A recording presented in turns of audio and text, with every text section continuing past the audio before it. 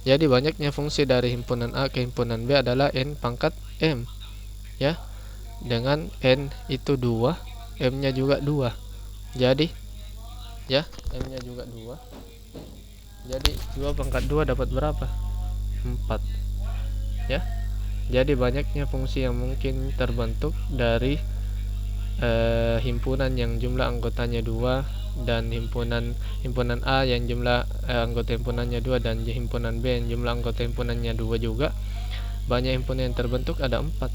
Jadi kalau misal seperti ini, A sama dengan A, B, C, ya. Kemudian B sama dengan 1,3, ya. Maka banyaknya fungsi yang terbentuk dari kedua himpunan ini adalah, kan ini NA ini berapa? Banyaknya himpunan A, anggota himpunan A berapa? Ada 3 ya. Ada A, ada B, ada C. Nah, ini bisa kita misalkan dengan M. Kemudian ini NB, ya. NB ini kita misalkan N, ya. Banyak anggotanya ada berapa? 2 ya. Ada angka 1, ada angka 3. Jadi 2 anggotanya. Yang pertama 3, yang A itu 3 anggotanya, yang B itu 2 anggotanya. Nah, ini kita misalkan dengan N. Nah, maka rumusnya adalah N pangkat M sama dengan N-nya berapa? 2. M-nya berapa? 3. Ya, jadi 2 pangkat 3. 2 pangkat 3 berapa? 2 kali 2 kali 2. Ya. 2 kali 2 kali 2. Dapatnya berapa? 8. Oke. Dapatnya 8. Jadi inilah jawabannya. Jadi banyaknya himpunan yang terbentuk dari himpunan A dan himpunan B, banyaknya fungsi yang terbentuk atau pemetaan yang terbentuk dari himpunan A ke himpunan B adalah 8 buah fungsi, ya. 8 buah fungsi. Ya, oke. Mudah-mudahan paham sampai sini. Nah, contohnya juga seperti ini. Misal ada himpunan A dan himpunan B dengan NA, atau banyaknya anggota himpunan A ada 4 dan NB itu ada 5. Maka banyak semua fungsi yang mungkin dari himpunan A ke himpunan B adalah 5 pangkat 4 sama dengan 625 macam fungsi. Ya. Kemudian untuk korespondensi satu-satu. Untuk korespondensi satu-satu, ya. Apa yang dimaksud dengan korespondensi satu-satu? Nah, kita lihat baik-baik. Fungsi f, ya. Diagram panah tersebut memperlihatkan terjadinya fungsi dua arah, ya.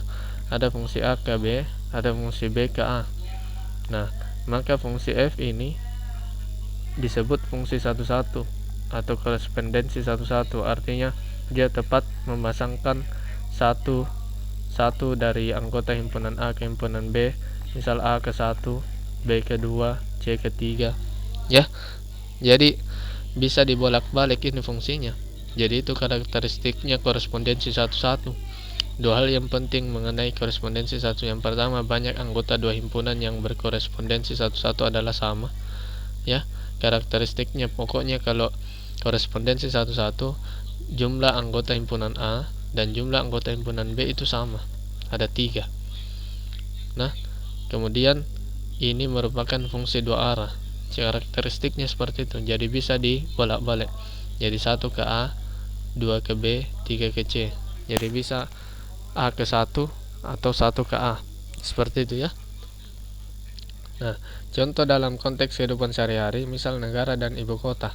Setiap negara hanya mempunyai satu ibu kota. Jelas, ya. Begitu juga jika satu kota disebut sebagai ibu kota, maka kota tersebut hanya menjadi ibu kota satu negara, ya. Jadi terdapat korespondensi satu-satu antara negara dengan ibu kotanya. Artinya, misal Indonesia pasti dipasangkan dengan Jakarta, ya. Kemudian Malaysia, ya. Pokoknya ibu kota negara dengan ibu kotanya masing-masing, ya. Pokoknya dipasangkan semua itu. Salah satu contohnya Indonesia dengan Jakarta, kemudian negara lain dengan ibu kotanya, pasti tepat satu, ya. Kemudian alat indera juga, kita mempunyai 5 alat indera yang disebut dengan panca indera.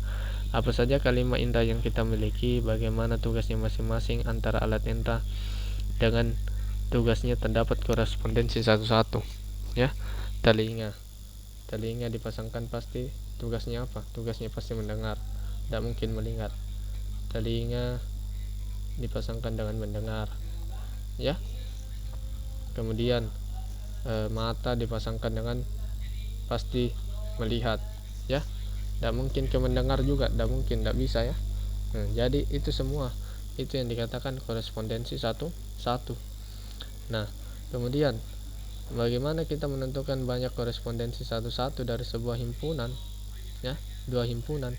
Yang pertama kita lihat baik-baik. Seperti ini contohnya, ya. Seperti ini contohnya. Kita bisa perhatikan baik-baik di sini, ya. Nah, jika yang pertama, ya, bagaimana merumuskan banyaknya korespondensi satu-satu yang mungkin dari dua himpunan? Nah, pada diagram panah berikut kita disuruh untuk melengkapi membubuhkan anak panah sehingga terdapat korespondensi satu-satu antara domain himpunan A dan kodomain himpunan B, ya.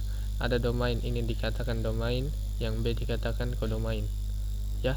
Jadi ada korespondensi satu-satu yang mungkin dari dua himpunan ini. Yang pertama, kita lihat baik-baik. Yang pertama itu untuk n-nya, untuk jumlah anggota himpunan A dan jumlah anggota himpunan B itu 1, maka korespondensi yang terbentuk hanya 1. Kemudian yang kedua, untuk jumlah anggota himpunan A itu 2 dan jumlah anggota himpunan B itu 2 juga, maka korespondensi yang terbentuk adalah 2 korespondensi.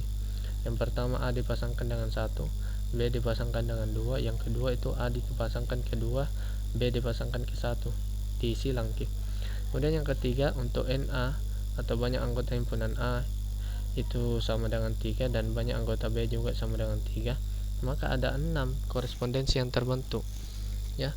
Yang pertama A dipasangkan dengan 1, B dipasangkan ke 2, C dipasangkan ke 3, dan seterusnya, ya, sampai terbentuk 6 buah lah ini. 6 buah korespondensi satu-satu ini, ya.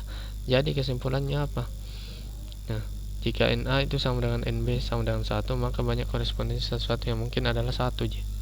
Nah, kemudian jika NA nya sama dengan 2, maka korespondensi 1 2. Jika NA nya sama dengan 3, maka korespondensinya adalah 6. Terbentuk dari perkalian 3 kali 2 kali 1.